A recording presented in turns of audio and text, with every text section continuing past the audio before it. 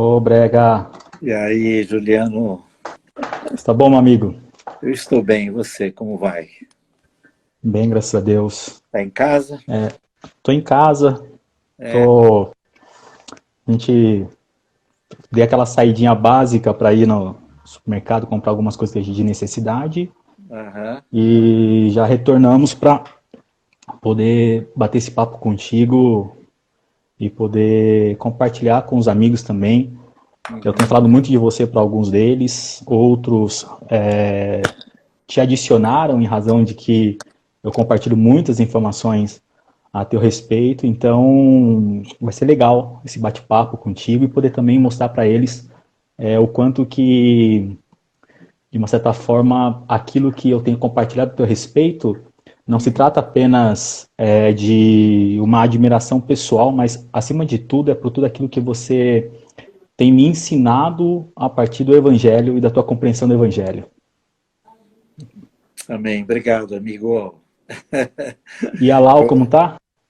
Tá bem, graças a Deus. Nós estávamos agora há pouco numa celebração online, no Zoom, né?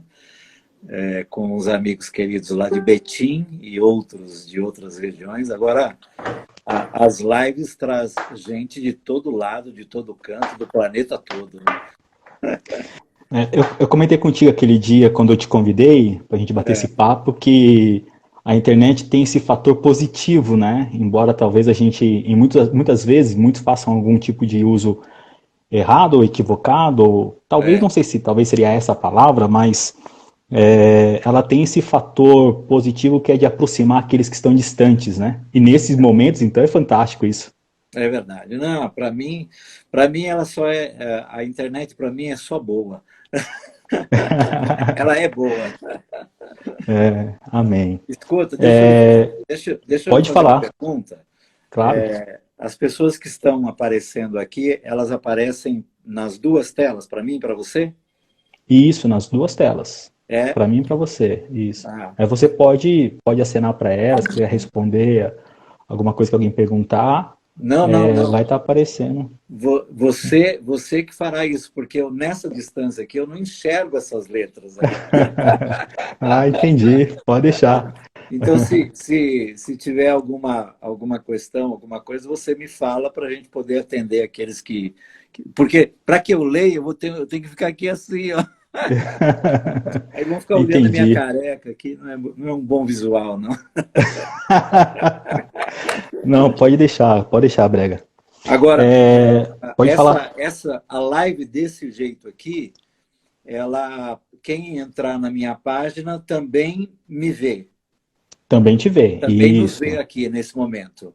isso. Vê Ah, tanto a mim então quanto a tá, muito você. legal. Tá. É que eu tenho feito a bendita hora por aqui, mas eu ainda não utilizei esse recurso de convidar pessoas para partilhar o momento. Aliás, Entendi. essa daqui vai ser uma boa experiência para isso, com certeza. Ah, que bom, estamos inaugurando. Não, não, é.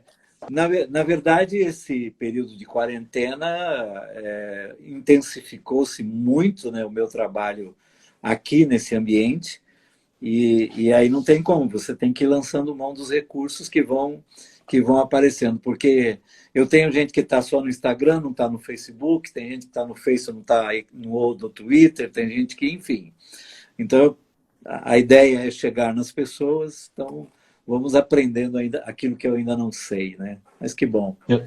Mas eu também, eu tô acessando o YouTube e aprendendo a acessar algumas outras ferramentas. Ainda Aham. mais nesse momento de quarentena, eu sou professor, então o meu trabalho acabou está sendo à distância, né? Então eu vou ter que me adaptar a essa realidade e poder de alguma forma aprender a manipular essas ferramentas para poder oferecer aos alunos um conteúdo com um pouco mais de qualidade para além da minha cara na tela, né? De Sim, repente compartilhar um slide, alguma coisa, a sim, tela do meu próprio computador. Então eu estou sim. também fazendo essa reciclagem de aprendizado acerca da tecnologia para poder oferecer para os meus Aham. alunos também essa possibilidade. Mas que Ah, bom, repetindo mais uma vez, é um prazer tê-lo aqui. Nós nos falamos pessoalmente, acho que o ano passado, quando você esteve aqui com a gente na nossa igreja, na Cristocêntrica. uhum. Foi muito bom tê-lo aqui aquele dia. Aliás, bater um papo contigo sempre é muito bom. Eu falei outro dia com o meu colega, eu quero um dia marcar para ir para São Paulo para tomar um café da tarde com o Brega. Naquela lanchonete que eu te vejo bater aquelas fotos. Tomar aquele pingado e bater um papo durante a tarde. Vai ser muito Vamos bom, vai ser muito bom. assim que terminar essa quarentena, vamos marcar essa Vamos, possibilidade. vamos sim, vamos sim. Aliás, não sei quando é que nós conversamos pela primeira vez, mas já faz algum tempo, né? Que nós nos Já conhecemos, né? tem aproximadamente cerca de quase 15 anos. 15 anos. Uau! 15 anos. Foi Uau! aproximadamente uns 14, 15 anos mesmo. Foi lá para entre 2005 e 2006. Porque foi logo, acho que foi logo que eu estava começando a Estação do Caminho da Graça, né? Aqui em São Paulo. Isso. E eu fui em 2007, eu fui assistir o Caio aí no Caminho da Graça em São Paulo, uma vez que ele Sim, veio. sim, sim. E depois, no ano seguinte, acho que foi em 2008, que ele fez aquela jornada Foi. no Jornada Brasil inteiro, Paulista. e Aham. na região, acho que foi em Santos, São Paulo, em várias outras localidades. Eu fui Isso, vê-lo também em Santos, daí já era no ano seguinte, isso, mas foi acho que exato, em 2007, 2008, né? exato. Mas faz todo esse tempo já que a gente conversa, paramos aí alguns anos de nos falar, depois eu procurei o senhor Aham. novamente e voltamos e nos aproximamos novamente É. na nossa relação. Que bom, Brega, Juliano. Que bom. eu queria falar muito contigo, e foi esse o tema que eu sugeri para a gente bater o papo, Sim, acerca da necessidade de ressignificar o evangelho em nós, sim. porque eu tenho sido, não sei se a palavra é incomodado, ou talvez inquietado, ou interpelado, por essa realidade que a gente está vivendo no Brasil, que não é de agora, já tem algum tempo, né? Uhum. E acho que esse é o grande desafio do cristianismo, é um grande desafio para os evangélicos no Brasil, como se costuma dizer, né? O movimento evangélico no Brasil, que é sempre tentar de alguma forma conciliar a consciência do evangelho e a prática da fé cristã a partir daquilo que o evangelho propõe para a nossa realidade, para o nosso cotidiano. Eu acredito que um dos grandes desafios que a gente tem enfrentado, principalmente no Brasil, durante muito tempo de polarização, esses últimos dias, essa intensificação de polarização, é essa falta de repente, de norte, muitas vozes, muita gente falando, muita gente interpretando o evangelho muitas vezes, e o evangelho, na minha percepção, eu posso estar equivocado, ele vem se fragmentando, ele vem se diluindo nessas diversas compreensões e acho que é resultado desse movimento protestante ter muitas vozes, muitas representatividades e muitas interpretações, né? Por isso o objetivo de trocar ideia e conversar contigo, de alguém que há anos está no Ministério Pastoral, e que pegou todas essas fases, né, principalmente os últimos 40 anos de transições e de expansão da percepção do Evangelho no Brasil, de como era há 30, 40 anos atrás, o ser evangélico no Brasil e como é hoje, e trazer toda essa experiência para o nosso bate-papo, conversar sobre o que significaria a ressignificação do Evangelho, ou se há essa necessidade de ressignificarmos o Evangelho em nós. Eu queria começar com essa pergunta contigo. Ok. Bom, já há queridos e queridas aí conosco, que estão muito bem-vindos todos, né, para esse nosso encontro. E eu lembro-me quando nos conhecemos, naquele período, né, que nos conhecemos, lá por volta de 2005, 2006, havia uma palavra que estava sendo utilizada, que era, acho que uma palavra até que o professor Jung Mossung colocou num título de um livro que ele escreveu sobre o reencantamento pela educação, não é? E lembro-me que tanto o texto me fez bem, mas me impactou mais a palavra em si, porque eu não lembro se eu tinha, naquela época, ouvido a palavra, o vocábulo, né, reencantamento. Não é? E a partir desses reencantamento, de palavras vocábulos, né, com estes recomeçar, reconfigurar, reconsiderar, restaurar, e aí, num determinado momento, ressignificar parece que ganhou mais status do que o reencantamento, né? Mas eu ainda gosto muito do reencantamento, né? Que é a ideia de que houve algo com o que nós nos encantamos e, à medida que o tempo passou e por todas as contingências, houve um desencanto, né? E aí nós precisamos e decidimos e optamos e fomos, de repente, levados a reencantarmos-nos, né? No caso, pelo Evangelho. Né? Então, eu vou usar a palavra reencanto e ressignificação como que... Sinônimos. como sinônimos. Né? Mas eu estou aqui pensando que há muita coisa que você poderia falar. Mas eu particularmente resgataria, Juliano, e aquelas que estão aqui conosco, aquilo que é o Evangelho.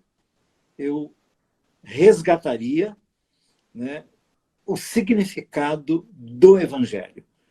E eu partiria daí para pensarmos numa ressignificação, que é o quê? O Evangelho é boa nova. Ponto. O Evangelho é boa nova. O Evangelho é uma boa nova. O Evangelho é uma boa notícia. E por que eu penso que nós precisaríamos, né, deveríamos, né, começar por esse pensamento para a gente imaginar, ressignificar ou nos reencantarmos de novo pelo Evangelho? Porque, pelo que tem acontecido e pelo modo como o Evangelho vem sendo tratado, pelo modo como você disse, as interpretações e as reinterpretações, as agregações ou as supressões, as contaminações, os movimentos, né, que foram acontecendo a partir da palavra, né, e do significado maior do Evangelho, não poucas vezes fez com que o Evangelho mais tivesse a ver com uma má notícia, ou com uma notícia estranha, ou como uma notícia esquisita, do que como uma boa notícia, do que como uma boa nova. Então, eu resumiria essa nossa introdução assim: resgata dentro de si, dentro do coração, dentro da alma, dentro do espírito, a essência do Evangelho, que é o quê? O Evangelho é uma boa nova. O Evangelho é uma boa notícia. Portanto, qualquer notícia que não seja boa, qualquer expressão, qualquer afirmação, qualquer narrativa que não dê ao Evangelho essa condição de chegar ao coração, ao ouvido de alguém como uma boa notícia, não é o Evangelho. Porque o Evangelho é e será, foi, é e será sempre uma boa notícia. Sempre que o Evangelho chegar, ele chegará como uma boa notícia. E, lamentavelmente, nós mesmos somos responsáveis, digo nós, no tocante ao que foi se imprimindo de institucionalidades no Evangelho, fizemos com que o Evangelho agora viesse acoplado às cartilhas, aos estatutos, aos manuais, às visões, aos modelos, as revelações, enfim, tudo que há no mercado religioso, no que diz respeito à religiosidade ligada à fé cristã, fez com que o Evangelho, em muitas situações, deixasse de ser uma boa notícia. Então, vamos resgatar isso primeiro. O Evangelho é uma boa notícia. A partir disto, nós vamos retomar. O que é ressignificar? Nós vamos retomar e mergulhar no significado do Evangelho para trazer de volta aquilo que ele significa. Isso é que nós chamamos de ressignificação do Evangelho. Mas a partir do quê? A partir de um corpo doutrinário, a partir de uma confissão de fé de uma denominação, a partir da reforma protestante, a partir dos movimentos pentecostais ou neopentecostais? Não. A partir do que as narrativas e os narradores do Evangelho dizem do Evangelho, que ele é uma boa notícia. Para mim, isso precisa ser resgatado. Você pode me interromper a hora que você quiser, tá bom? Mas segundo, okay. O Evangelho tem um nome. O Evangelho tem um nome. O Evangelho tem um nome. Um único nome. Não tem muitos. Ele tem um único nome. E o nome é Jesus de Nazaré. O Evangelho é uma boa notícia e a boa notícia tem um nome. Jesus de Nazaré. Não tem nenhum outro título, não tem nenhuma outra expressão, não tem nenhuma outra denominação, não tem nenhum paradigma, não tem nenhum estigma, não tem nenhum rótulo, não tem nenhum tipo de agregamento àquilo que é o Evangelho, que tem a ver com um nome: Jesus de Nazaré. Terceiro, o Evangelho é para todo mundo. O Evangelho é para a criação toda. O Evangelho não é exclusivo, ele é absolutamente inclusivo. O Evangelho é para todo mundo. Se a gente resgatar o anúncio do nascimento de Jesus, ali no ambiente do nascimento, os anjos declaram que Jesus é o Evangelho, é a boa notícia para todos os povos. O Evangelho é para todo mundo. O Evangelho não é para um tipo de gente. O Evangelho não é para um tipo de vida. O Evangelho é para toda... Eu hoje tenho esse pensamento de que o Evangelho é para toda a criação. O resgate que Deus intencionou fazer, nos enviando Jesus como a boa notícia do céu para nós, envolve o universo, envolve toda a criação. E o resgate é total, é absoluto. O Brega, será que nesse sentido, o Ed, o meu amigo Ed fez uma pergunta aqui, eu vou pedir para ele colocar de novo no comentário, para que eu possa te fazer, mas antes, quero só complementar todos que entraram, muito obrigado pela sua participação, esteja conosco aqui nos acompanhando, sejam sempre muito bem-vindos. Bem-vindos. Pode ser que, em razão do tempo que a gente vai conversar aqui, em algum momento a nossa transmissão se encerre, mas aí eu vou voltar novamente e aí o senhor entra novamente comigo, tá bom? Igual a gente fez a primeira vez, tá? Tá bom.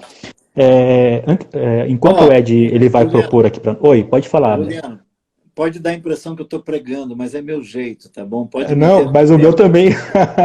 O meu também. Vou falar para o Ed Carlos, meu amigo Ed Carlos, coloca a sua pergunta de novo aqui no comentário, enquanto você põe, eu vou fazer uma outra pergunta para o Brega. Você acabou de falar que o Evangelho ele é para todos, ou seja, essa dimensão da universalidade do Evangelho. O Evangelho ele é universal. Será que nos últimos dias, talvez, eu acho que talvez seja até essa a pergunta que o nosso amigo... Tá bom, caiu a conexão, eu estava falando isso, que ia cair a conexão, que poderia cair depois de um tempo, e realmente caiu. Isso, vou chamar ele aqui. Aí ele vai entrar e a gente continua. Aí, viu? Não falei para você que ia cair? Temos que aprender a conviver com isso, até porque a internet está sendo tão demandada, né, que as conexões de quando em quando caem antes do tempo, até porque normalmente o Instagram dá 1 hora para cair, viu? Ele deu uma travada aqui, por isso que Deu, acabou se encerrando. deu, é verdade. É. Nós estávamos falando o seguinte, Brega, você Sim, disse que o evangelho ele é para todos, o sim, evangelho ele é para todo mundo e no sentido até cósmico, né, para toda a criação. sim. Será que muito do que a percepção e talvez até o preconceito, o Ed Carlos perguntou até por que ultimamente o evangelho ele se transformou num evangelho enfadonho, né? Será que nesses últimos dias nós não temos visto uma proposta de um evangelho exclusivista, dentro de uma perspectiva parece que próxima ou semelhante do que a, o próprio Israel viveu naquela época em que ele se sentia povo escolhido de Deus e achava também que Deus era um Deus exclusivo dele. Como esse povo era exclusivamente de Deus, eles também achavam que Deus era exclusivamente dele. Será que também nos nossos dias nós não estamos vendo também esse mesmo fenômeno acontecer? Ou a semelhança do que Paulo, né, recomendou à igreja, que nós não venhamos a cometer o mesmo erro dos nossos irmãos israelitas, né? E estamos incorrendo no mesmo erro de olhar para o Evangelho e achar que esse Jesus do Evangelho é um Jesus exclusivamente nosso e não universal, esse Jesus que ultrapassa o limite da religião, as fronteiras da religião, ou não é possível colocar ele dentro dessa caixinha da religião? Como que você vê isso?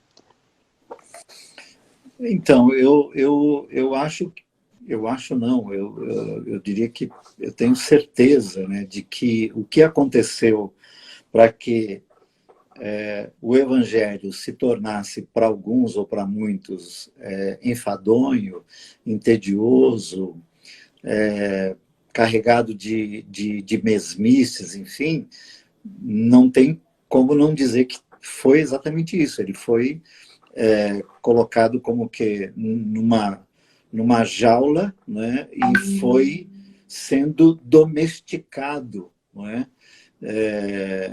Pelas religiões ou pelas denominações ou pelas instituições religiosas. E o que de pior se pode fazer com, com Deus, com Deus Pai, com Deus Filho e com Deus Espírito Santo, é tentar domesticar a Trindade, né? E não poucas vezes é por esse caminho ou por esse descaminho que as religiosidades caminham, porque para para que haja esse tipo de, vamos dizer assim, de rebanho, né? De esse sentimento de manada, né? Esse sentimento de curral, né? Então, a impressão que se tem é que você precisa estabelecer fronteiras, que você precisa criar cartilhas, manuais e corpos doutrinários, enfim, para que as pessoas possam ir se encaixando, né, de modo que se tornam engessadas e repetitivas, e isso, uma hora ou outra, cansa, esgota. Não é? O Evangelho, ele como diz assim, ele é boa nova, ele tem um nome, ele é para todo mundo e é livre. E é livre. Tem um autor que disse que Jesus ele é visto no Evangelho como o leão da tribo de Judá. E como um leão, ele é indomesticável, né? Essa face selvagem, né? Não É, dá para você colocar esse Jesus e dentro da sua proposta, dentro de uma caixinha religiosa, porque senão não se cumpre a palavra que ele mesmo disse lá em João, se conhecer a verdade vai libertar. Eu acho que, de repente, esse seja um dos caminhos que está nos faltando para conseguir encontrar, no meio de tantas vozes, esse sentido do Evangelho. E essa proposta da liberdade, né, o que é o conhecereis a verdade e a verdade vos libertará, é algo tão transcende tanto vamos dizer assim, a mera letra, não é? A mera expressão que hoje é muito utilizada por aí, está em placas dos jornais, enfim, tal, mas é tão para além disto, porque este conhecereis a verdade vos libertará, é um vos libertará de fato e de direito, de modo que há uma expressão no Evangelho de João, que eu não vou lembrar aqui o endereço, nunca sou muito bom de endereço, mas eu sei que está lá no Evangelho de João, que diz que aquele que está em Cristo, ele entra e sai. João 10. João 10. Ele entra, Isso. isso lá. Ele entra e sai. Na passagem que ele fala que eu sou o bom pastor, né? E eu sou a Isso, porta das ovelhas. isso. E não é o. Ele é o bom pastor, mas não é tirano, não é déspota, não é? Ele é o bom pastor, de modo que ninguém está preso a ele, ninguém está por imposição preso a ele, ninguém está algemado a ele. Quem nele chegou e quem o conhece está livre para ir e vir. E me parece que todas as vezes que, por causa de Cristo, ou nos antigos jargões, né, por ter aceito Jesus como meu Salvador, eu sou, então, guindado para um ambiente de exclusividade, só que esse ambiente de exclusividade, conquanto aparentemente apresente algumas vantagens, ergue-se um muro, uma fronteira de que quem entra não pode sair mais. Isso não é fato. E não cria também uma fronteira de limitação de diálogo entre os que se julgam estar dentro e com aqueles pretensos que estão do lado de fora? Claro. E é óbvio que isso hoje nos traz prejuízos absurdos no que diz respeito ao diálogo religioso, que é, para mim, um dos temas mais críticos destes tempos. O diálogo religioso. Como é que nós, uma vez conhecendo a verdade, uma vez tocados pela boa nova, que é o Evangelho, que tem um nome, que é para toda criatura e que tem todo o poder, como é que nós, com tudo isso que temos, não conseguimos sentar para dialogar com outros que têm outros pensamentos e outras confissões de fé religiosa, ou mesmo até de fé cristã, mas por conta dos aparatos, das engrenagens, né? Dos institucionalismos, então ficamos sectários, né? Não queremos tomar café, sentar na mesma mesa para tomar café. Isso não é do Evangelho, porque o Evangelho propõe uma verdade que nos liberta, de modo a nos deixar ir e vir e sentar para conversar sobre qualquer assunto que seja. Então, assim, isso voltando àquela pergunta, né? Isso entedia. Chega uma hora que esgota. E é por isso que, nestes tempos, nós estamos resgatando esse princípio, né, da boa notícia, para, a partir daí, resgatar aquilo que é o Evangelho em nós e que vai produzir em nós e a partir de nós aquilo que só o Evangelho pode produzir. Muito bom, Brega. E partindo daí, eu queria avançar um pouco mais o nosso bate-papo, uma vez que nós falamos sobre o retorno ao Evangelho, uma vez que o Evangelho ele tem um nome, o nome dele é Jesus.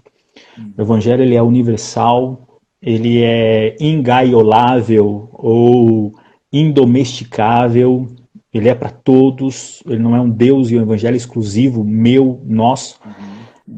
E como que o evangelho então nos desafia? Porque eu acho que nos impõe aí uma outra percepção de não apenas ressignificar o evangelho na nossa consciência, mas a partir dessa ressignificação também superar, né? Uma vez nós estamos falando que nós construímos pontes, nós construímos, ao invés de construir pontes, nós construímos muros de separação, fronteiras e caixas que limitam o acesso de quem entra e de quem sai, de quem está dentro e quem está fora.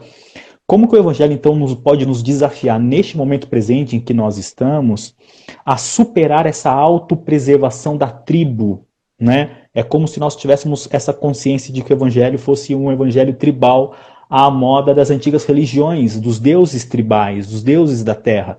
Como superar esse desafio dessa autopreservação, né, que nos incomoda tanto hoje, por isso que alguns criam para se defender e talvez defender os seus interesses, criam essas fronteiras de autopreservação, e o quanto que isso nos impede de superar essas fronteiras de autopreservação na direção da causa do outro e se dedicar à necessidade do outro, de encontrar este outro que, de repente, como você bem disse, está sentado do outro lado da mesa, mas embora na mesma mesa eu tenha construído um muro de separação.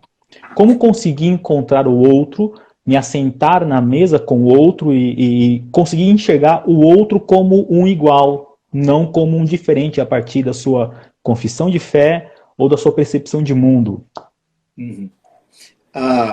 Bom, se estamos falando de ressignificação, de reencanto,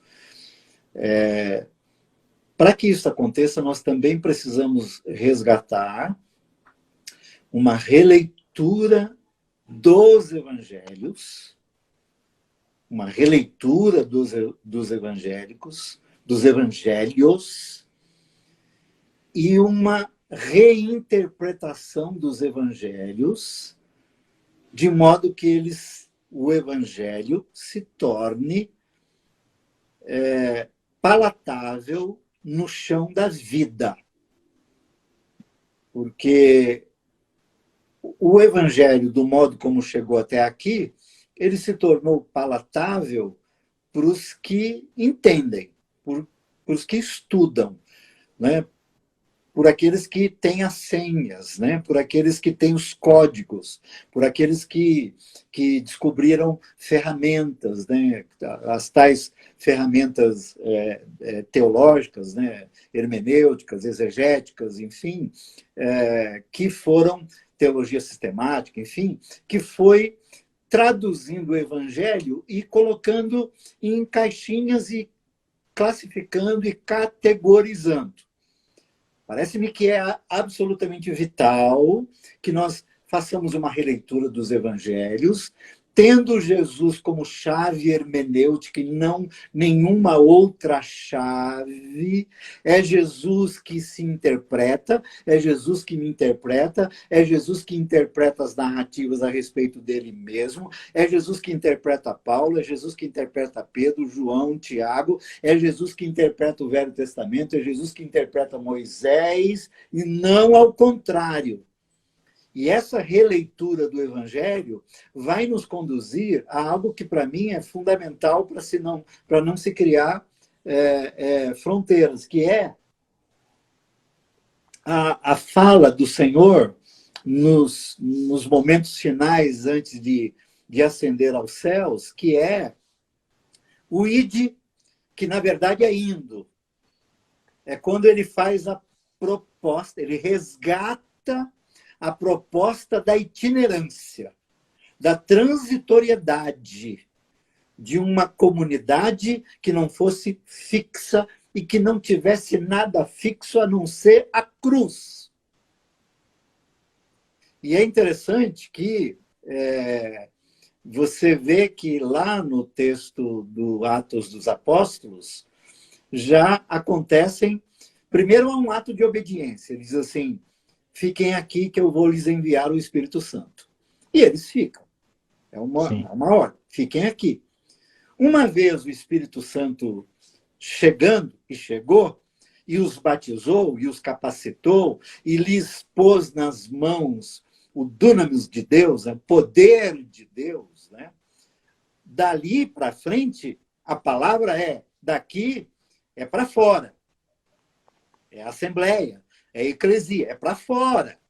Não é? E é interessante que os primeiros irmãos, os primeiros amigos, os primeiros apóstolos, tiveram muita dificuldade com isso quando Jesus deixa-os sem a presença deles. Né?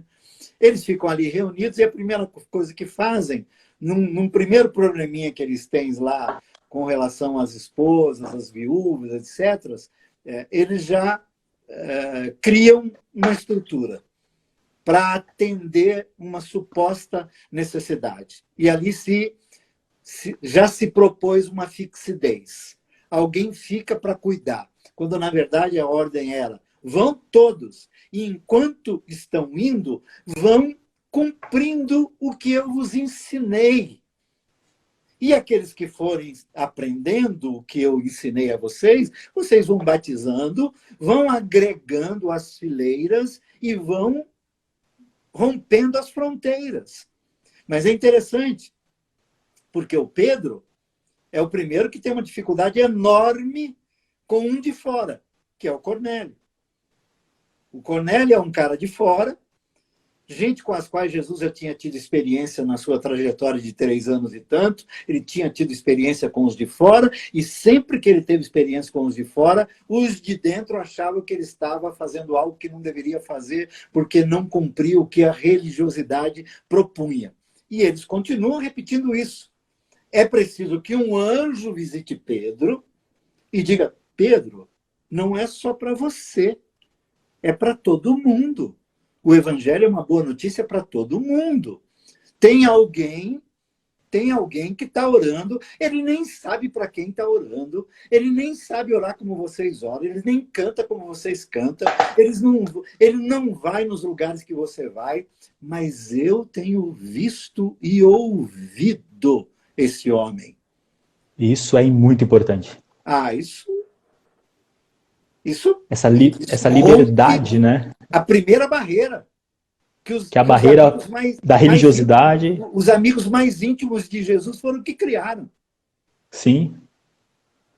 E não é, eu vou compartilhar de uma experiência que o Ed acabou de falar aí, que é justamente naquela interpretação talvez equivocada, de não ir.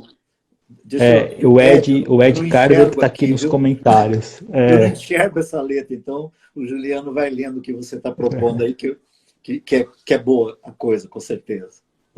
E porque é a leitura que nós fazemos hoje, né, de como que eu posso me assentar com o Cornélio à mesa. Cornélio, ele é um centurião romano, né? Como que eu me assento com um pagão, né? Como que ele pode estar orando se ele é um pagão? A que divindade que ele está orando? A Júpiter?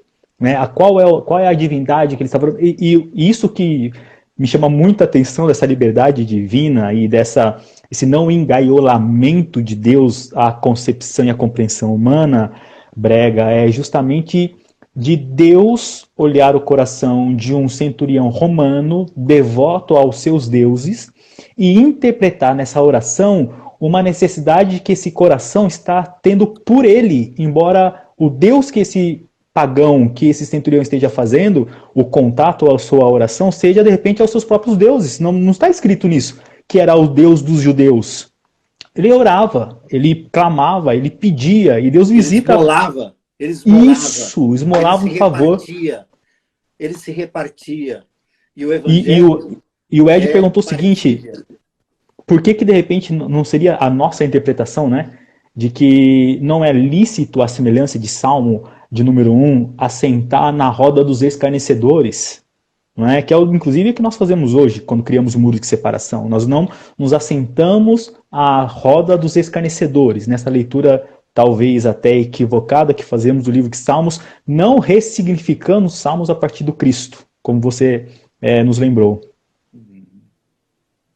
E aí, diria assim, não vamos condenar os nossos primeiros irmãos, né, da chamada primeira igreja, mas eles vão por aquilo que eles tinham na memória, né? Eles criam o presbitério, né, o primeiro colégio apostólico, porque a memória deles era o sinédrio. E Sim. Eles não conseguem se organizar a partir da liberdade, eles só conseguem se organizar a partir de uma estrutura. Das oficialidades, né? É a memória deles, né? Tanto é a memória deles, e eles se antecipam àquele a quem o Senhor tinha escolhido para ser, quem sabe, o substituto do Judas, né? E eles fazem pela sorte a escolha daquele que substituiria. Sendo que lá adiante, um pouquinho adiante, você percebe que a convocação de Paulo era o natural da parte do Cristo, né, que vai ao encontro do Paulo para compor, né, os primeiros apóstolos, né? Mas E é a justamente o que ideia é, faltava, né? nós não podemos, está faltando um na mesa, está faltando um no sinédrio. Aí alguém, não, mas não é o sinédrio. Mas qual é a memória que nós temos? E é Sim, interessante como isso foi acontecendo, porque ali eles criam primeiro a chamada primeira junta diaconal, né? Aqueles sim. primeiros irmãos cheios do Espírito Santo, enfim. Então eles têm o colégio apostólico e aí criam um outro grupo, não é?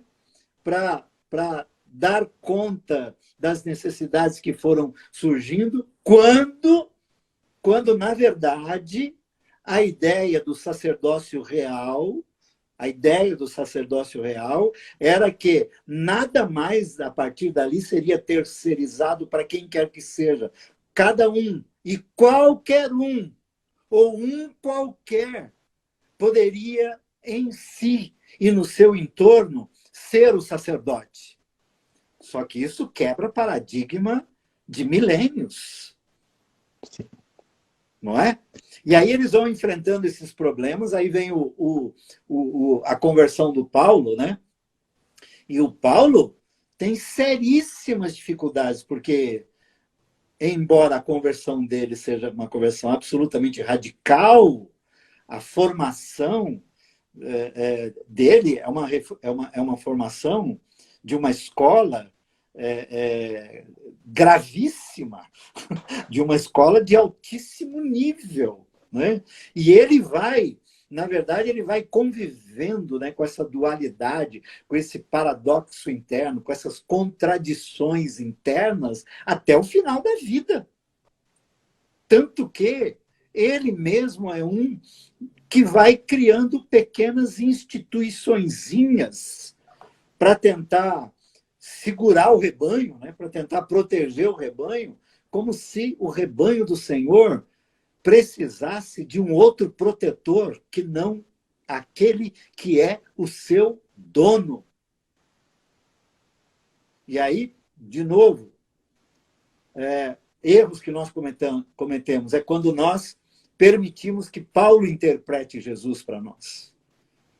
Quando, na Sim. verdade, o correto é a lente pela qual devemos ler as cartas paulinas é Jesus. É por Jesus que a gente lê Paulo.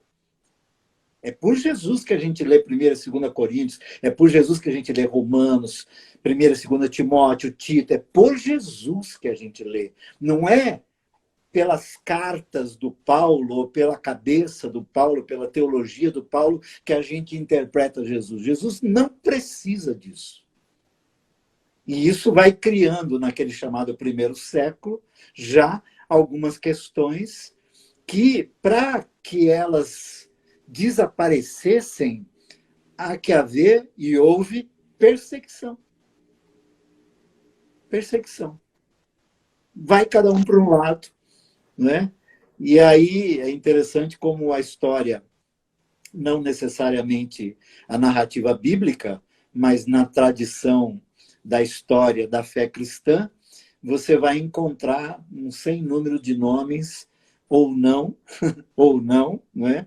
De homens e mulheres que, sozinhos pelo mundo, ou em pequenos grupos, reunidos aqui e ali, em qualquer lugar, sob uma árvore, ou porões, ou catacumbas, enfim, mas em ambientes os mais variados, eles são reconhecidos como alguém que carrega um emblema, e esse emblema, o emblema da cruz, faz com que eles, no caminho, no trajeto, vão se tornando imprescindíveis, de modo até aquele imperador, que eu não vou lembrar o nome dele, quando alguém chegou para ele e disse assim: senhor, é para matar todo mundo, dos cristãos, né?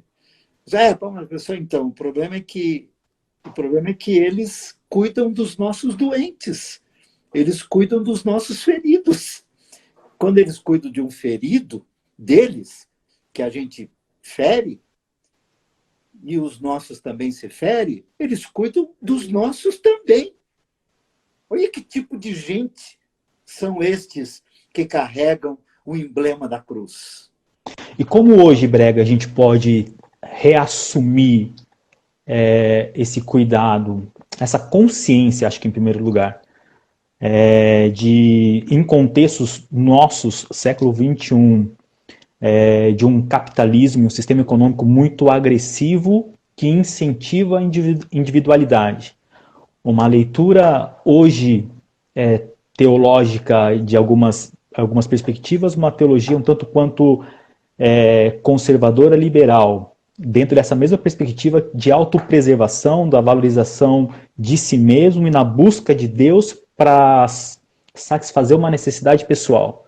Aí eu volto àquela pergunta, como que a gente consegue superar isso hoje? Como que a gente consegue encontrar o outro e perceber nesse outro um igual? A gente, necessariamente a gente tem que voltar de novo a esses momentos primórdios, né? Lá na história da fé cristã nos primeiros dias, da narrativa do Lucas, no Ato dos Apóstolos, vem a questão da partilha como um princípio do Evangelho. Então, nós podemos afirmar que o Evangelho é partilha e não acúmulo.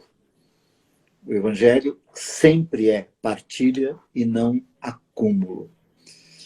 E a partir desse pensamento, não é, que deveria nos conquistar, não é, nós deveríamos, óbvio, aprofundar a nossa fé,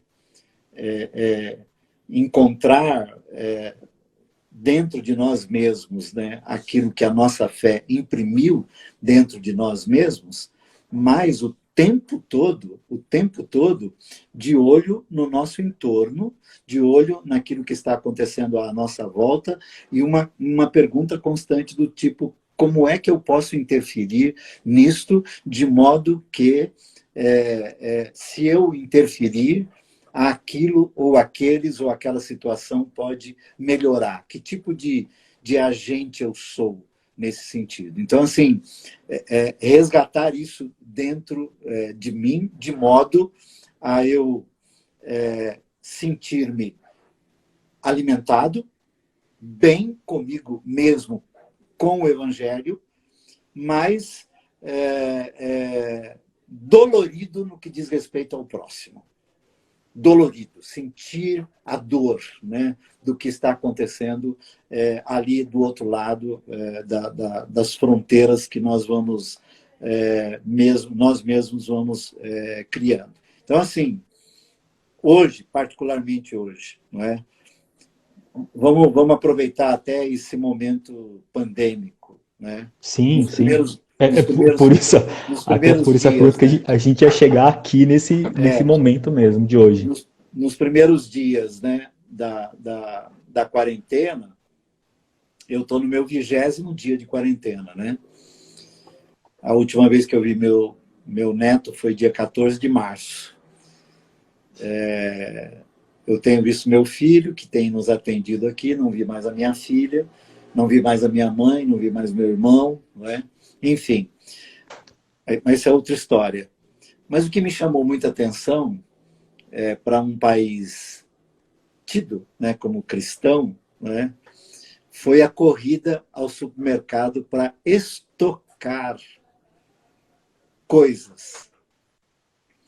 E foi uma coisa tão interessante que eu não me dei conta disso. Aí, naquele dia, né, quando começou a quarentena, dia 14, dia 15 ou dia 16, eu saí para ir no mercado comprar álcool gel, né, porque a orientação era ter álcool gel, né? Na hora que eu chego, cadê o álcool gel? Não tinha. Aí passei em 2, 3, 4, 5 farmácias aqui da minha região. Cadê o álcool gel? Aí os balconistas, teve gente que chegou aqui e levou 10 frascos, levou 5, levou 8, levou o que tinha. E provavelmente carregava um crucifixo. Isso não é cristão. Isso Isso não é cristão. Então a gente poderia até, e você é muito mais inteligente do que eu, nós poderíamos ficar aqui filosofando e aprofundando a nossa prosa e incluir os nossos pensamentos, a filosofia, a antropologia e um pouco mais de teologia, e incluir e rechear a nossa conversa aqui para ela ficar uma conversa bonitinha, entendeu?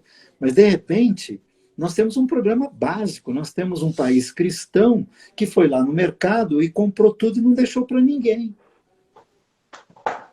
De modo que eu tive que ser socorrido por uma cristã, que disse, Brega, vocês têm álcool gel? Eu falei, não, porque eu não consegui. Ela falou, Não consegui comprar. Cheguei atrasado no mercado. Vou levar para vocês. E até agora eu não consegui máscara. Até agora eu não consegui máscara. Então, assim, se é para conversar sério sobre a boa nova, que tem um nome, que é para todo mundo e que não é exclusividade de ninguém, vamos, num momento como este, trazer à tona isto que está nos afetando diretamente. E eu tenho para mim que, nesse sentido, o que o Evangelho mais propõe é aquilo que nos salva e nos salvará, que é a solidariedade. Que é a solidariedade. Que é um sentimento que vem carregado de compaixão, de misericórdia, de piedade, de doação, de entrega, de lavagem dos pés do outro. Aí, Brega, a gente não volta naquilo que nós estávamos falando sobre as fronteiras, porque você acabou de falar sobre a lavagem dos pés do outro. Eu gosto, né, dentro da mentalidade cristã, como que nós vemos? Esse outro é um outro que compartilha a mesma fé que eu, esse outro é o outro de quem eu gosto, esse outro é o outro cuja ideologia me é algo aceitável, esse outro é um outro talvez que compartilha a mesma fé, lindo o seu quadro no fundo do Lavar os Pés. Esse outro muito... Oi. Isso aqui é para a hora que eu acordo e entro no meu escritório, é isso que eu tenho que ver. Trazer isso à memória, todo dia. Todo dia. É disso que eu tenho que ser lembrado. Desculpa, continua seu pensamento. Porque o Evangelho é um convite ao serviço, generosidade e solidariedade, né? E essa generosidade e solidariedade que o Evangelho nos convida é para ser expresso na vida do outro, é para ser derramado sobre o outro. Nessa lógica, como a gente tem vivido nos últimos dias, como eu falei, acerca desse contexto, desse capitalismo que a gente vive, que incentiva um consumo para satisfação própria e pessoal, eu tenho muita dificuldade ou eu digo eu no sentido de que nós cristãos, talvez, não sei se os outros compartilham da mesma experiência, mas o que eu me desafio todos os dias e o que me interpela diariamente é justamente de conseguir discernir quem é este outro. Porque na compreensão religiosa, na compreensão daquilo que se chama de movimento evangélico no Brasil, por muitas vezes eu ouvi que nós devemos socorrer o próximo. Mas eu sempre vi esse texto ser interpretado, ou esse termo ser interpretado e praticado na perspectiva de que esse próximo é alguém acerca de quem eu goste. O próximo é alguém acerca de quem está próximo a mim, professando talvez a mesma fé, frequentando os mesmos ambientes. Eu não consigo ter a percepção de que o próximo é aquele que está do outro lado da porta, do outro lado do muro, do outro lado dessa fronteira que nós mesmos construímos como nós iniciamos o nosso bate-papo falando. É aquele próximo de Pedro, Cornélio, que Pedro tem resistência de atender. Quem é o próximo? Como nós podemos compreender esse próximo hoje? Para mim, né? Para mim, o Paulo, o apóstolo, compreende o que Cristo fez quando ele diz aos irmãos de Corinto que Deus, em Cristo, decidiu se reconciliar com o mundo todo, com a criação toda, com a humanidade toda. Aí deixa eu fazer uma provocação. Essa, esse mundo todo, né, dessa perspectiva como a gente ouve, você vai saber de qual teologia eu estou falando. Não é todo o que crê? Porque é justo, tá vendo a dificuldade? Quem é esse meu próximo? É todo, mas qual todo? É todo o que crê. Aí eu faço uma seleção e excluo uma porrada de gente. Não, não é todo, eu diria assim, é todo mundo, aí assim, como eu entendo, é como eu vivo, né? É para todo mundo, é para toda a criação, é para todo o universo, é cósmico. A reconciliação é cósmica, a reconciliação é total, é absurda, é escandalosa, é assombrosa, é inacreditável, é impossível, é absurda, mas é. A nossa tarefa é outra. A nossa tarefa é dizer, é ir lá e dizer para o cara, Deus está de bem contigo. Volta para ele. Volta para ele. Deus não está de mal, né? Deus está de bem com você. Deus não está de mal com a humanidade. Deus está de bem com a humanidade. E eu volto lá na mesa da ceia. Volto na mesa da ceia. Quando o Senhor se inclina e lava os pés daqueles que estavam ali à mesa, incluindo o Judas, o traidor, que já o tinha traído. Já o tinha traído. Já o tinha traído. Mas lava o pé de Pedro, que o negaria horas depois. Lava o pé de Tomé, que duvidaria horas depois. Lava o pé dos outros que, na hora do vamos ver, deram linha, não ficou ninguém. Deixaram sozinho. Ele lava o pé desse pessoal. Então, para mim, hoje celebrei a ceia com o grupo que nós estávamos aqui, ainda os elementos da ceia estão ali, ó. Ai, que benção. Que benção. Tá guardando o corpo e o sangue, Brega. Você tá guardando o corpo e o sangue. Tá ali, né? Para mim, quando o Senhor se levanta e se cinge e seminu, né, como um escravo, ele lava o pé daqueles homens, para mim, ele está lavando os pés da humanidade. Ele está lavando os pés da humanidade. E é essa comunicação, essa é a boa nova para a humanidade. O Deus criador de todas as coisas e que está no trono e é Senhor absoluto, ele já lhes lavou os pés. Voltem para ele. Voltem para ele. Então, assim, se eu ganhei esse entendimento de que ali, vamos dizer assim, ali ele lava os pés da humanidade. E na cruz ele diz, Pai, perdoa-lhes, porque eles não sabem o que fazem. Quem não sabe o que faz? A quem ele estava dizendo ali? Ele estava dizendo aos que estavam ali embaixo na cruz?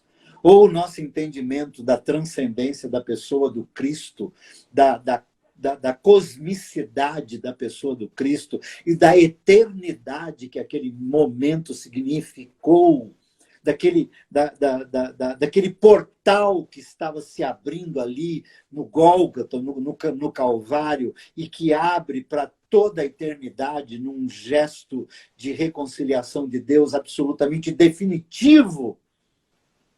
O perdoa-lhes porque não sabe o que fazem, era só para os caras que faziam o sinal igual dele? Não é possível. Aí eu diria assim, é pouco demais. Aí é um Deus pequeno demais, né, Brega? É pouco. É pouco. Então, assim, quem é o meu próximo?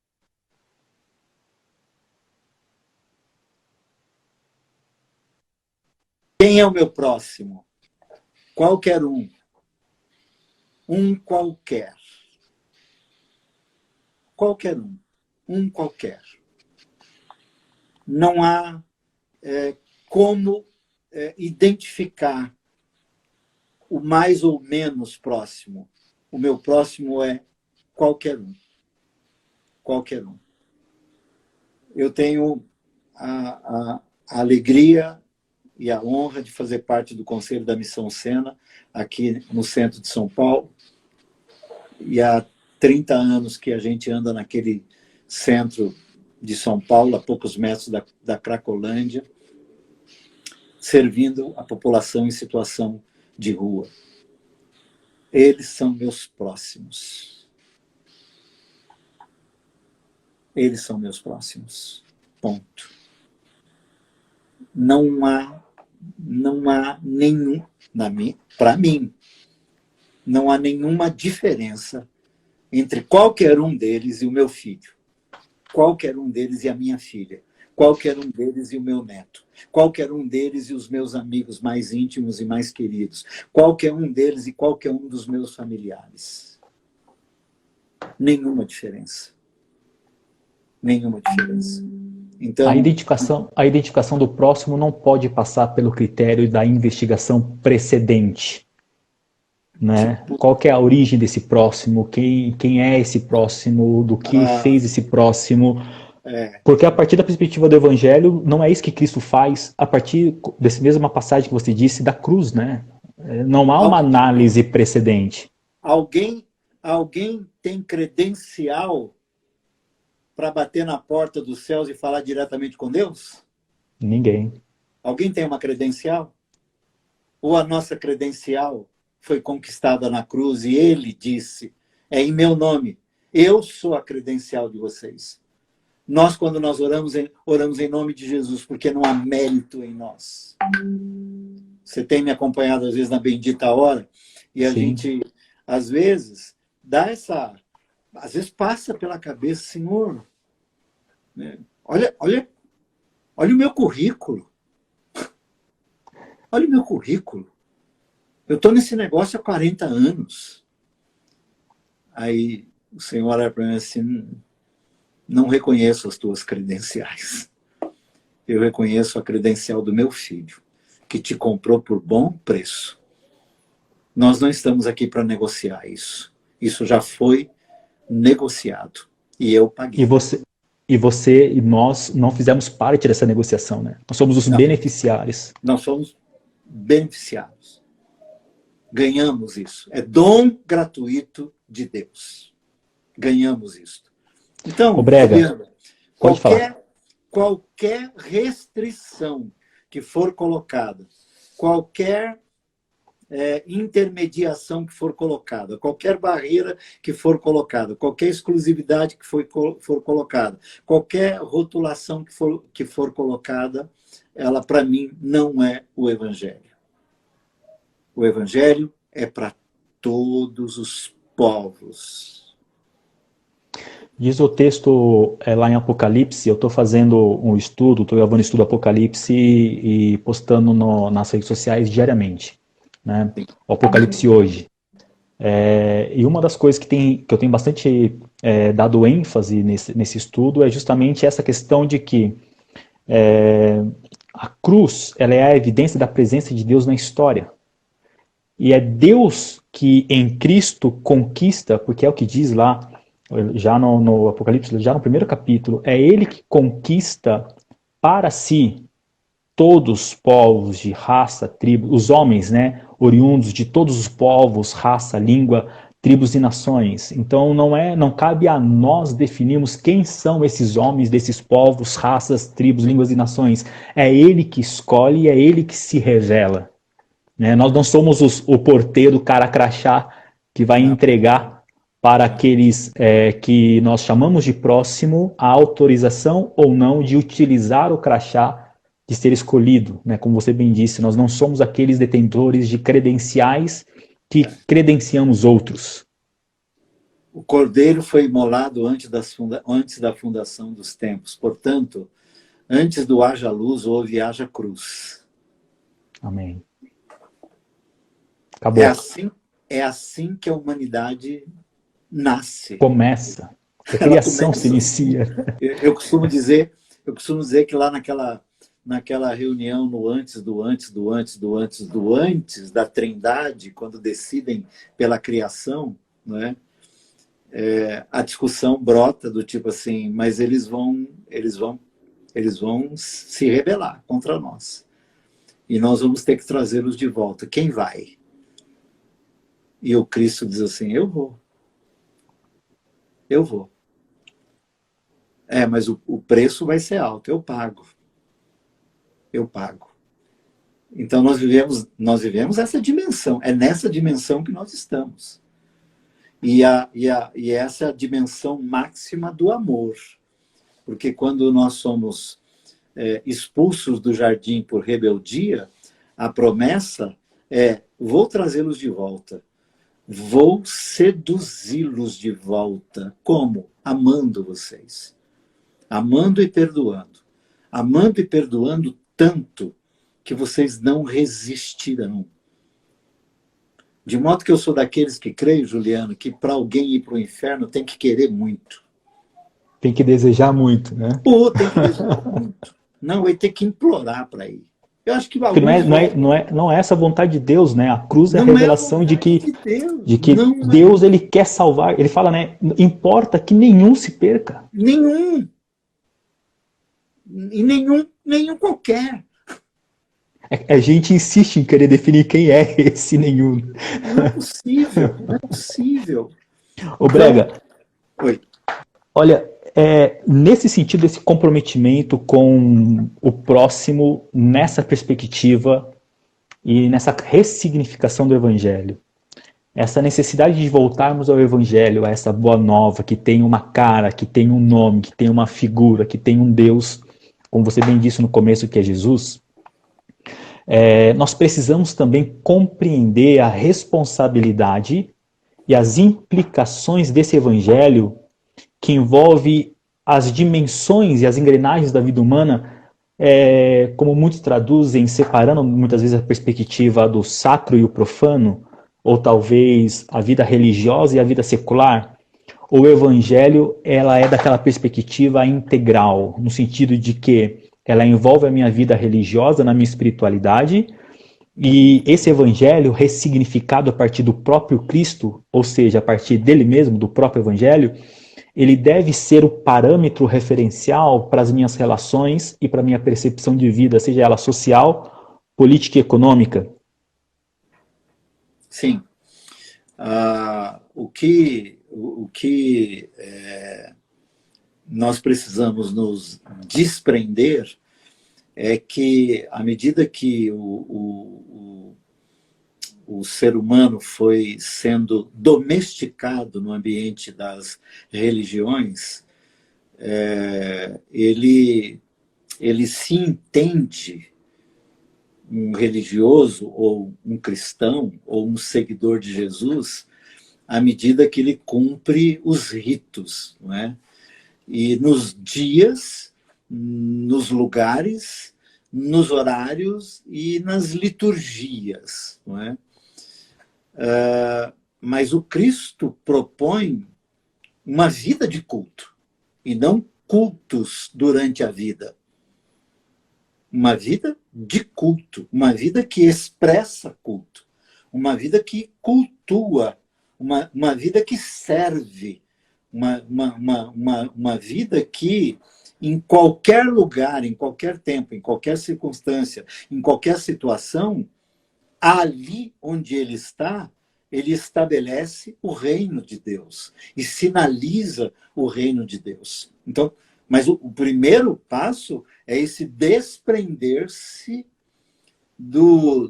desse invólucro que determina que é num dia, num lugar, numa hora, numa liturgia, num ambiente e com algumas pessoas. Uma agenda pré-definida.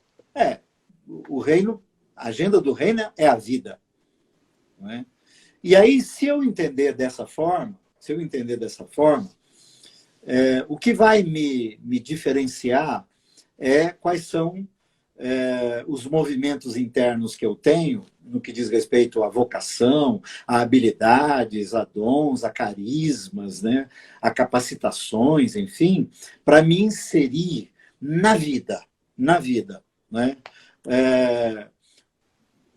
Quais são os papéis que eu vou desempenhar no ambiente familiar, quais são os papéis que eu vou desempenhar no ambiente profissional, quais são os papéis que eu vou desempenhar nos ambientes macros, né, das engrenagens políticas, econômicas, enfim. Quer dizer, quais são os papéis que eu vou desempenhar e por ser quem eu sou e por carregar o emblema que eu carrego, como é que eu vou agir ali? Isso, para mim, é que faz a grande diferença. A maneira, vamos dizer assim, eu hoje tenho o entendimento que eu tenho sobre a salvação, por exemplo, é que o Evangelho pode nos tornar seres humanos melhores. Até porque a proposta do Evangelho é que, no final, nos tornemos como Cristo, que é o melhor Sim. ser humano que esse mundo já teve. E nós vamos ter a cara dele. Então, nós vamos ganhando as feições de Cristo, humanos melhores. Humanos melhores. E como, uma vez eu atingindo esse grau de humanidade melhor, os papéis que eu desempenho serão desempenhados a partir do tipo de humano, do tipo de gente, do tipo de pessoa que eu me tornei. Não é o tipo de religião que eu tenho, não é o tipo de fé que eu pratico, não é o tipo de culto que eu frequento, não é o tipo de livro que eu leio, não é o tipo de cântico que eu canto, não é o tipo de oração que eu faço. É o tipo de gente na qual eu me tornei, que faz com que, se é para ser pai, ser digno. Se é para ser filho, ser digno. Se é para ser irmão, ser digno. Se é para ser marido, ser digno. Enfim, se é para ser funcionário, ser digno. Se é para ser empregador, ser digno. Se é para ser político, ser digno. Se é para ser presidente da República, ser digno. Como ser humano. Como ser humano. A proposta do Evangelho, perdoe-me, mas pelo que vejo na praça, não tem nada a ver com isso. Não tem nada a ver com isso. O comprometimento do Evangelho não é com gente, Brega, é com ser humano ou com instituições? Uma pergunta capciosa. O Evangelho assim, o Evangelho tem a ver com a humanidade, né? E a humanidade em Cristo, como é historicamente a história dos cristãos no mundo, são os cristãos no mundo que imprimem valores sociais, valores de dignidade, valores de direitos humanos, valores de direitos gerais. São os princípios cristãos que vão determinando onde é que o homem, onde é que o ser humano deve estar, como é que se trata a gente. E isto, quem sabe hoje, precisa ser resgatado na memória de alguns, na cabeça de alguns, na prática de alguns, entendeu? Eu te fiz essa pergunta porque quando a gente olha para aquilo que nós entendemos no mundo ocidental, de valor, do que foi construído na nossa memória a partir da Revolução Francesa, sobre a ideia de igualdade, fraternidade e liberdade, que embora com todas as implicações políticas da Revolução Francesa, ela tinha a ideia, até a sua própria crítica anticlerical, mas a proposta de liberdade, igualdade e fraternidade, ela é radicalmente cristã. Ou seja, o fundamento do mundo moderno, ele é um fundamento que tenta excluir Deus, mas a base da moralidade e da ética, ela é um fundamento cristão. A construção da ideia de indivíduo, de direitos humanos, como você mesmo disse, da dignidade humana, passa e perpassa por todas as implicações que o Evangelho nos convida a não apenas viver para si, mas para tomar como referência a extensão da vida do outro, correto? Sim, correto. Então, nesse sentido, um cristão, né? E eu hoje tenho muita dificuldade de usar certos vocábulos, né? Porque eles ficaram tão desgastados, né?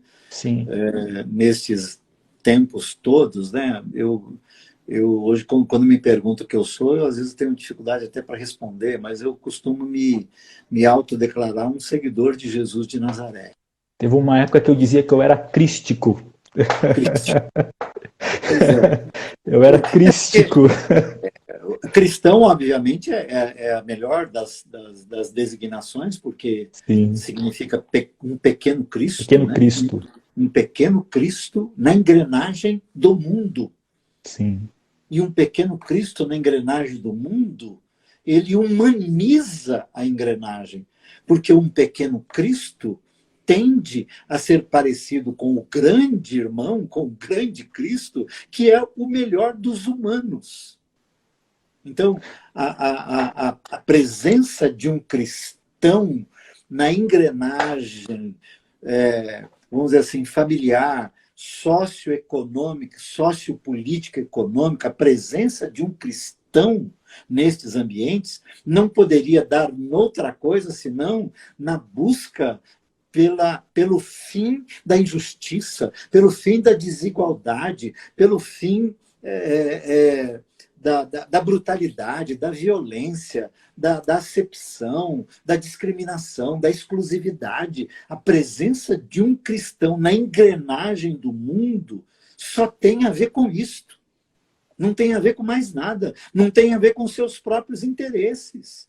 Até porque um cristão não lida necessariamente com seus interesses, mas ele tem uma disposição para com o interesse dos outros. Talvez não seja isso, Brega, que é o que está nos faltando hoje também, dentre tanta coisa que nos falta no Evangelho, na compreensão do Evangelho, ter essa preocupação não seja uma das coisas que nos falta, como aqueles que dizem serem discípulos, né, talmide do Cristo, né? Eu tenho um livrinho que vai, não sei se esse ano eu vou conseguir lançá-lo, de algumas falas minhas, né? Mas nem são minhas, são também fruto do meu aprendizado com os meus mentores e companheiros e parceiros e amigos de jornada, enfim. Eu diria que falta o equipamento básico, né, de um seguidor de Jesus de Nazaré, que é aquilo, né? Bacia, água e toalha. Eu vejo gente carregando a Bíblia, batendo no peito a Bíblia, eu vejo gente defendendo as cores da sua bandeira, né, da sua agremiação, da sua denominação, do seu dogma, da sua crença, do seu modo de ver, de entender, de interpretar, etc. E tal. Mas o equipamento básico, né, de um cristão no mundo é bacia, água e toalha. Porque não há um sequer que no final de um dia de jornada não tenha os pés empoeirados, e é por isso que o lavar os pés uns dos outros é absolutamente não é necessário. Então, assim, falta muita coisa, mas falta esse básico, né, de compreendermos que se Jesus lavou o pé da humanidade na mesa da ceia, e lançou e doou o perdão para toda a humanidade na cruz, a nossa tarefa, como seu corpo, como sua igreja, como aquela que carrega, né, a mensagem Brega, da cruz. vai cair aqui, a gente vai voltar, tá? Olá, amigos, nós estamos falando com o Carlos Brigantin, numa live aqui no Instagram, falando sobre a necessidade de ressignificar o Evangelho em nós. Encerrou o tempo aqui no nosso bate-papo no Instagram, mas nós vamos retornar agora, só esperando o Brega voltar, para a gente fazer as últimas considerações e encerrarmos nosso bate-papo. Está sendo muito bom, Deixa eu convidar ele aqui para entrar. Vamos lá, ele vai entrar agora.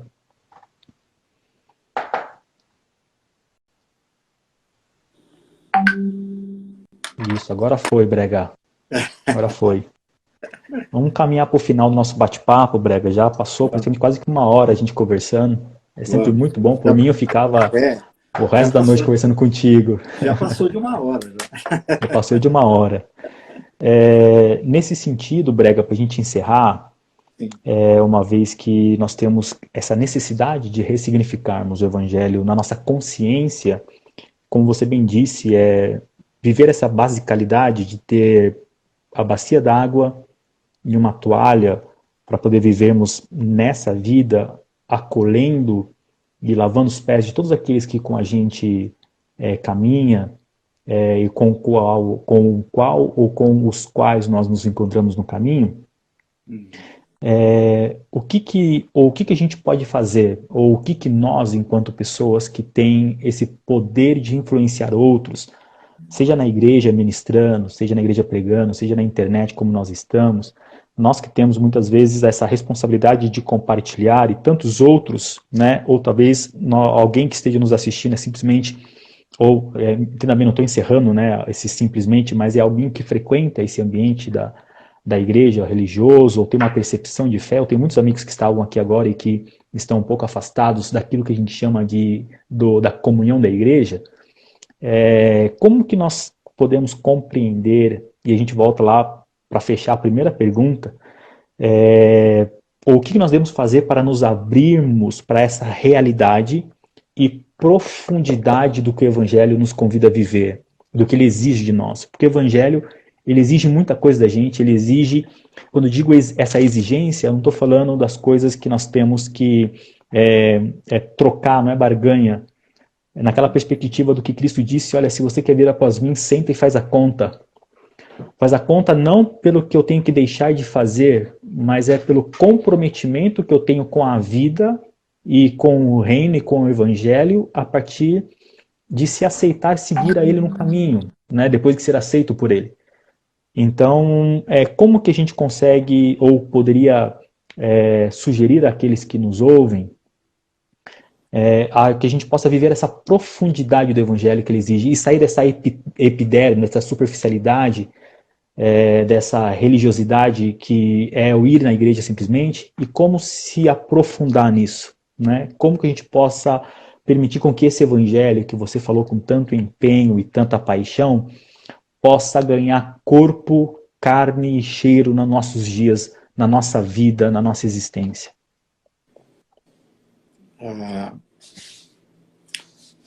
Eu penso que o melhor jeito de nós encerrarmos esse nosso tempo aqui é com aquilo que para mim é absolutamente essencial, não é? É o amor. É o amor. Há necessidade de um resgate profundo, radical, escandaloso do amor. Do amor. E o amor em qual perspectiva, Brega? O amor, a gente volta naquela questão, o amor de quem as pessoas que me são próximas, que eu gosto, que afetivamente eu estou ligado, ou um amor em termos absolutos? Vamos lá, assim. Alguém outro dia me perguntou o que é que Deus quer de mim, o que é que Deus quer de nós. Diz assim: Ele quer que nós o amemos. Ele quer que nós o amemos. Filho meu, dá-me teu coração. É só o que eu quero de você. Eu quero aquilo. Deus quer de mim aquilo que eu quero do meu filho, da minha filha. O que eu quero deles? Que eles me amem. Eu não quero que eles fiquem esperando a minha herança quando eu morrer. Eu não quero que eles fiquem, para tirar alguma coisa de mim, me subornando, me fazendo cafuné na cabeça, me contando lorota, dizendo: não quero isso. Eu quero eles te amem pelo que você é. Eu quero que eles pai, eu estou passando aí porque eu preciso ficar perto de você um pouco. Eu quero ficar perto. Você tem uma filha, né, Juliana? Tenho uma filha, 17 anos. Hã? 17 anos. Já? Quantos Já. anos Como é que é o nome dela mesmo? Ana Júlia. A Tá aqui do Ana. meu lado, sentadinha aqui no Eu lembro sofá. dela. Eu lembro dela naquele jantar, naquele restaurante Sim, depois naquele dia. da reunião, né? E o nome Aham. da sua esposa mesmo, como é que é? É Cláudia. Cláudia. Então, a Ana Júlia, né? Quais Isso. são, quais são os melhores momentos, né, seu com a sua filha? É quando ela vem por nada. Sim. Quando ela diz que te ama e você diz assim, nossa filha, o que você está querendo? Eu disse, nada. Eu só quero que o senhor saiba que eu te amo. Vai ser muito bom. O que Deus quer de nós? Que nós o amemos. Que nós o amemos. E essa é uma dimensão de relação com o Pai, que, aliás, resgata em nós o coração paterno de Deus, ou o coração materno de Deus. Resgata em nós uma relação de ternura, de afeto, de carinho, de paixão, de sentir-se bem.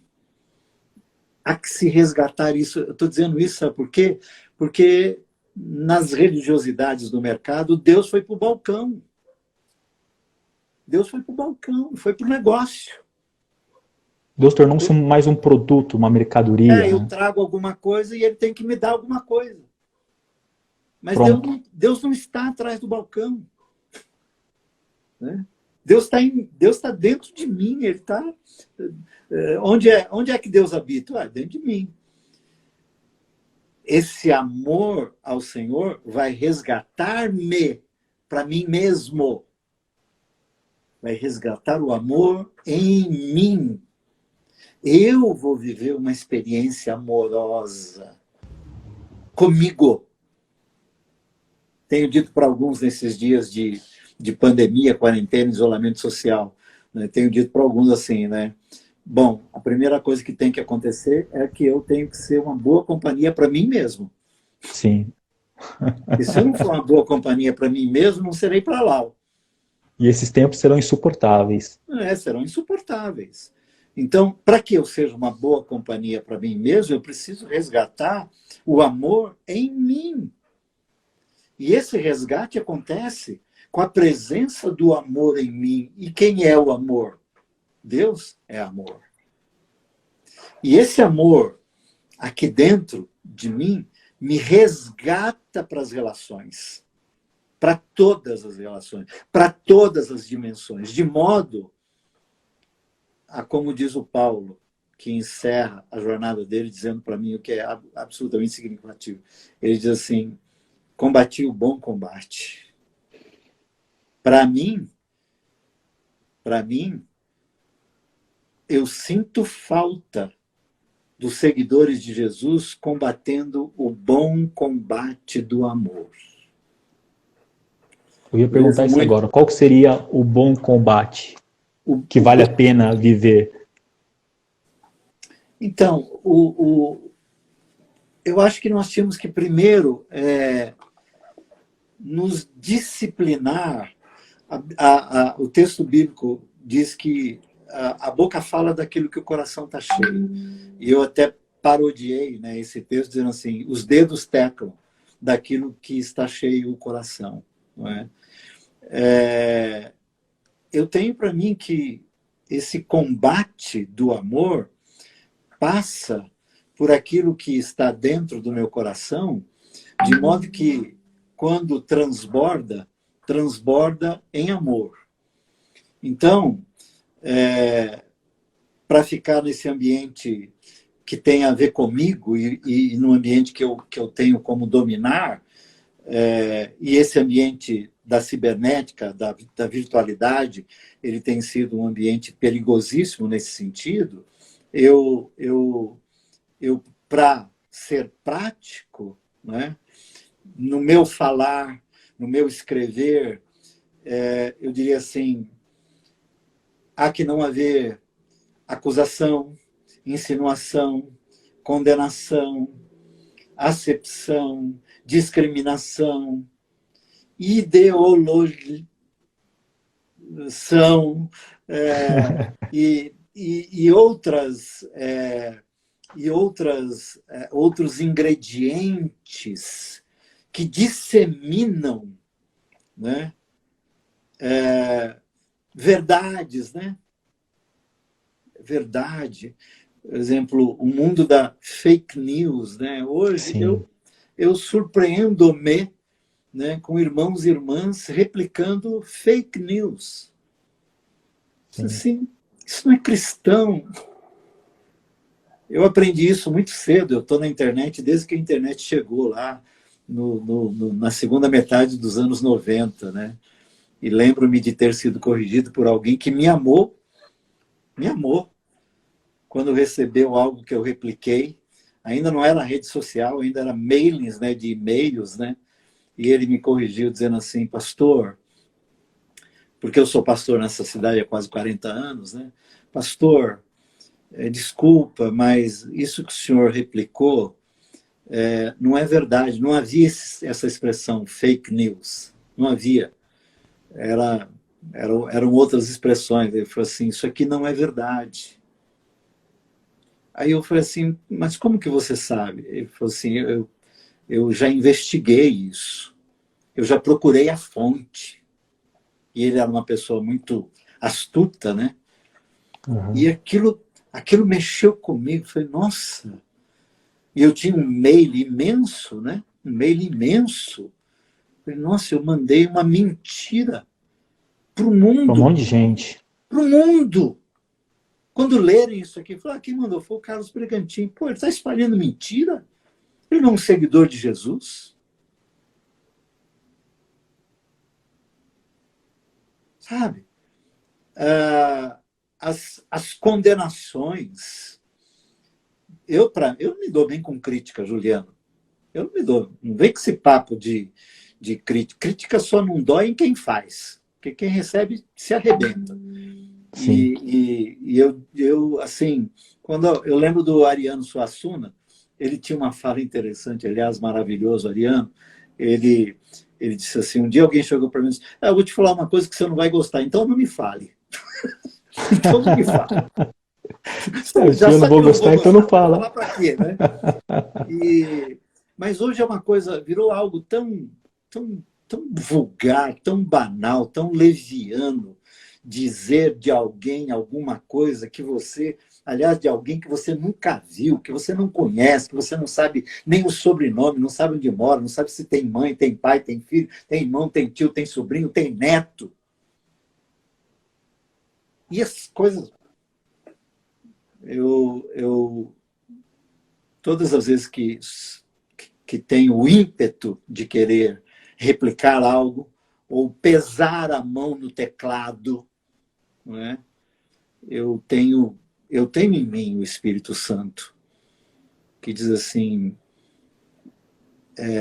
isso cabe a você? Isso cabe a você? É o que eu posso esperar de você? É nisto que você está se tornando como seguidor de Jesus? É nisto que você está se tornando? Eu tenho comigo, a Lau às vezes até se incomoda. Ai, bem, eu falo: bem, mas eu me preocupo. Eu pergunto para ela, estou casado com ela há 42 anos, eu falo: bem, no que eu me tornei? Que tipo de gente eu me tornei?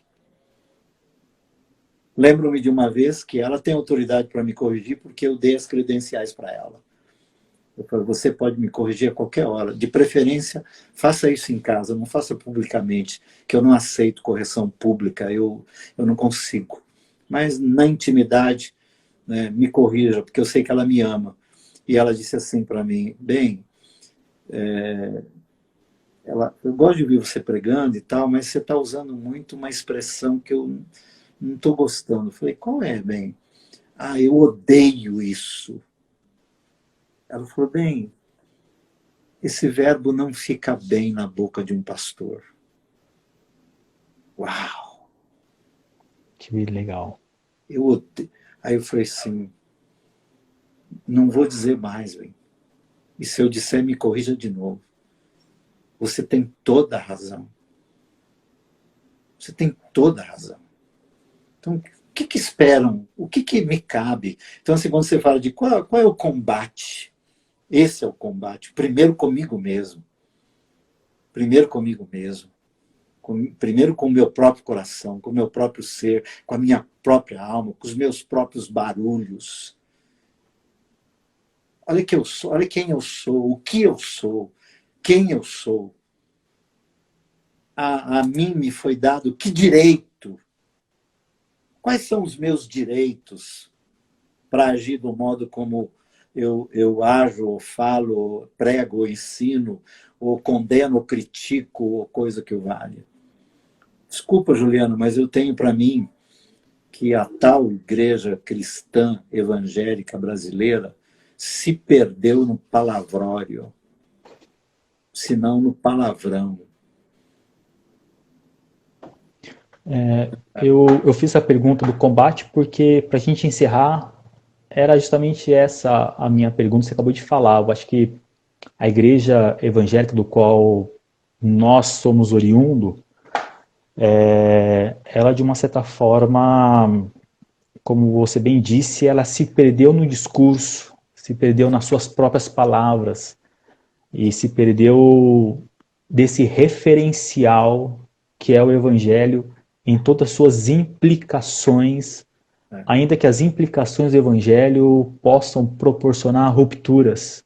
E rupturas não porque nós queremos, rupturas não porque nós desejamos, rupturas porque, como Jesus disse, não tem como caminhar luz e trevas, ou não tem como caminhar aquilo que tem a ver com amor e entrega e sacrifício do evangelho, com aquilo que tem a ver com a usurpação, com o uso, com a criminalização e também a estigmação da vida humana, né? Então, a igreja, talvez eu concorde contigo literalmente, de que ela tem se perdido nesse discurso e se distanciado do evangelho dessa perspectiva, nesse sentido. E na disseminação do ódio, Sim. o evangelho que eu conheço, que eu aprendi é assim: se te derem um soco na cara, de um lado, dá o outro. Pareço outro. Lave os pés daqueles. Ore por aqueles que te maldizem, que te ofendam. Eu não encontro base para o que eu observo. Não estou dizendo que, para alguns de nós, segundo nossas vocações e habilidades e competências e possibilidades, a nós foi dado outras tarefas no mundo como um todo. Mas, sobretudo, a nós foi dada a tarefa de interromper processos de maldade, de interromper processos de desigualdade, interromper processos de ódio, interromper processos de condenações absurdas, de direitos quebrados. A nós foi dado o privilégio, a honra de nos metermos na engrenagem da maldade e interromper a maldade, não de insuflá-la ainda mais. Essa perspectiva que você acabou de falar me parece bem claro naquele momento em que a figura mais exata da bondade e do amor, que é Jesus Cristo, no momento em que ele estava experimentando a mais intensa violência e maldade, no seu momento inicial do sofrimento, daquilo que se convencionou chamar da paixão de Cristo, no momento em que se inaugurava, que era o Getsemane, naquele momento da agressividade, da violência, da sua prisão, quando o próprio Pedro quis fazer uso da espada e da violência para se defender, Jesus interrompe a violência de Pedro para falar que, a partir dali, daqueles que querem o seguir, o caminho não é o caminho da agressividade e da violência, mas é o caminho justamente do amor, da interrupção da maldade, e do qual aqueles que confessam Jesus não devem ser também aqueles que promovem a maldade e a violência. Não.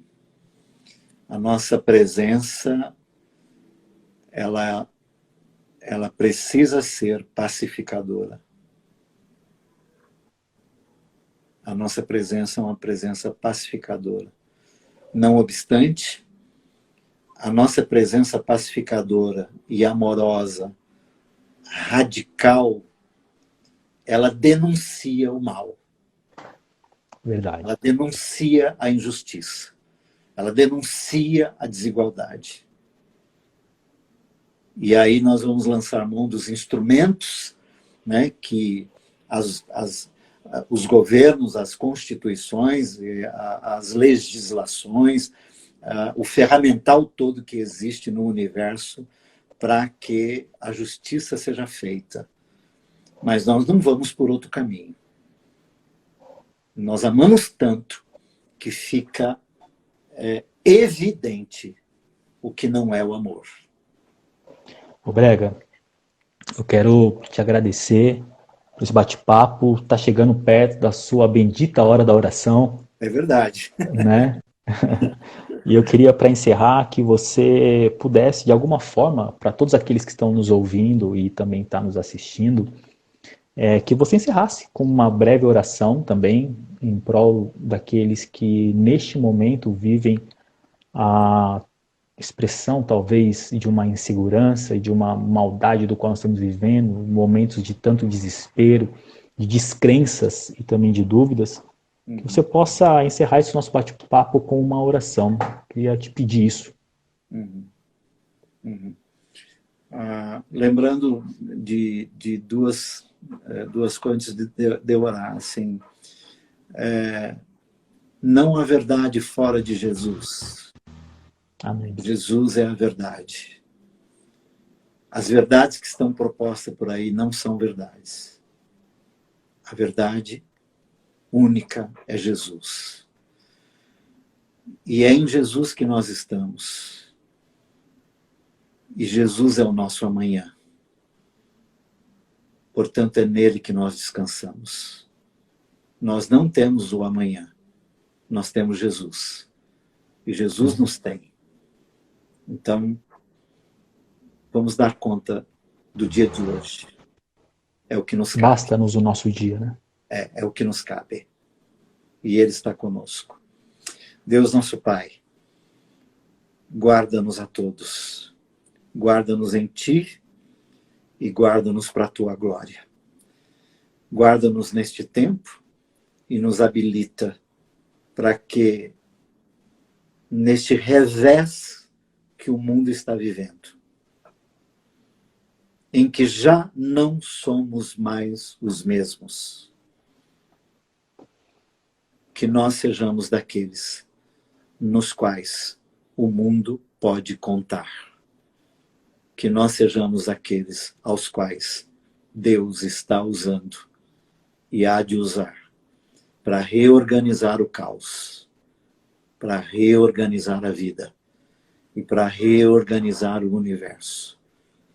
Certos de que foi para isto também que fomos chamados pelo Senhor, para sabotar o reino das trevas e sinalizar o teu reino e restabelecer o caos, restabelecer a ordem diante do caos que nós estamos vivendo, à luz da verdade que é Jesus de Nazaré, em nome de quem nós oramos.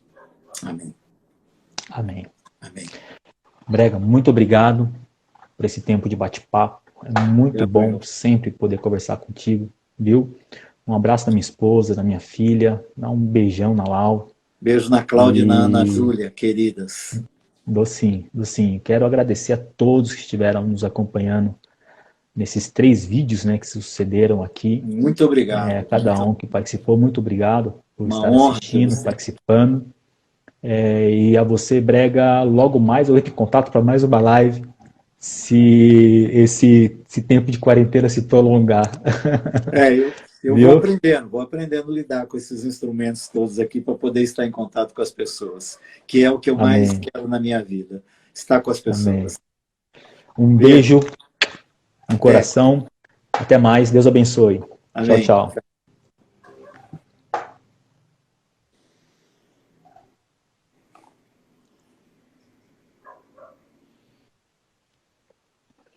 Eu quero agradecer a cada um de vocês que esteve nos acompanhando neste momento aqui no Instagram, ao Brega, que sempre foi um grande amigo desde que conheci, há quase 15 anos atrás, aproximadamente. E eu desejo a você uma boa noite, que Deus te abençoe e que nós estaremos pelos próximos dias ainda fazendo outras lives. Nós vamos bater um papo com o Enoque Rodolfo, bater um papo com o Cacau Siqueira, bater um papo com o Flávio Tomboli.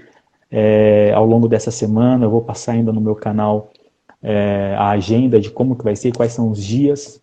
E fica aí com a gente, nos adiciona no Instagram, nos acompanhe, esteja conosco nesses dias, porque logo mais nós estaremos disponibilizando quais serão os nossos convidados e os dias e horários que a gente vai estar fazendo aqui a nossa live, tá bom? Deus abençoe vocês, uma boa noite, um ótimo domingo, até mais.